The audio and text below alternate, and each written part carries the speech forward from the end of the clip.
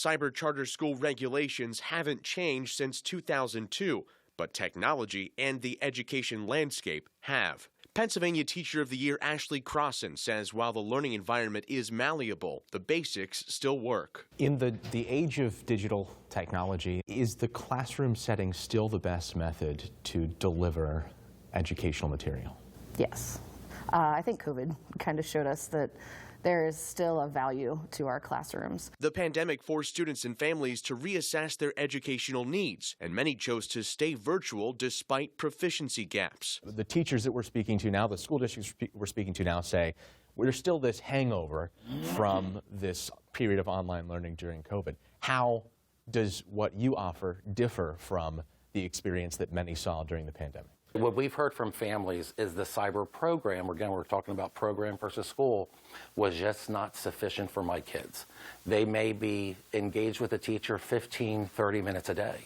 Our school's not set up that way. Although many school districts offer cyber programs, cyber charter officials suggest their method of instruction can't be replicated. Prior to the pandemic, school districts said what we did was cheap and easy, and then when they had to do it during the pandemic, it was all of a sudden expensive and hard.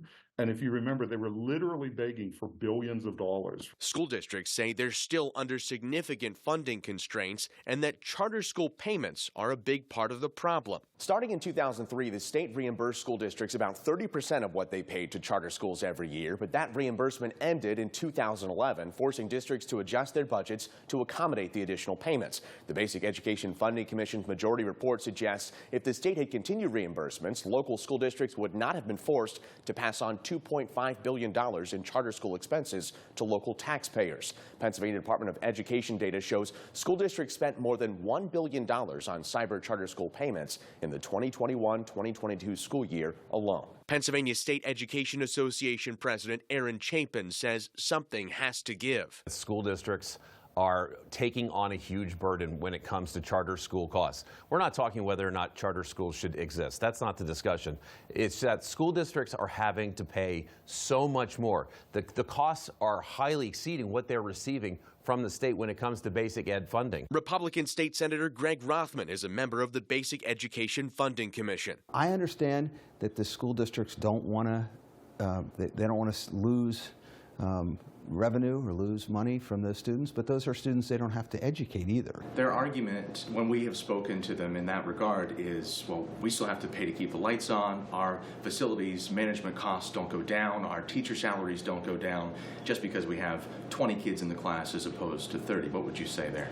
Yeah, but they're clearly economy of scales. We're seeing a decline in population. In the last 20 years, we're losing students in public schools. They're not there, yet the prices continue to go up and up and up. The Pennsylvania School Boards Association has been calling for cyber charter reform. Chief Advocacy Officer Kevin Busher says one state bill is showing promise, having passed in the Democrat-controlled House. House Bill 1422 passed the House of Representatives in July with 20 Republican votes, and in this atmosphere, as you know, that's a major success. Pennsylvania House Bill 1422 includes 63 pages of changes that address repeated criticisms of cyber charter schools. It would set attendance minimums, regulate how often a school must verify a child's been seen by educators in the virtual setting, and mandate that at least one parent be included in a charter's board of trustees, a body that's currently appointed, not elected. Most notably, it would mandate that a charter's educational and financial performance is reviewed every year, and if it's below set standards, the state can choose not to renew a charter's contract. The bill will require all public schools report how much they spend on advertising and sponsorships to the Department of Education every year,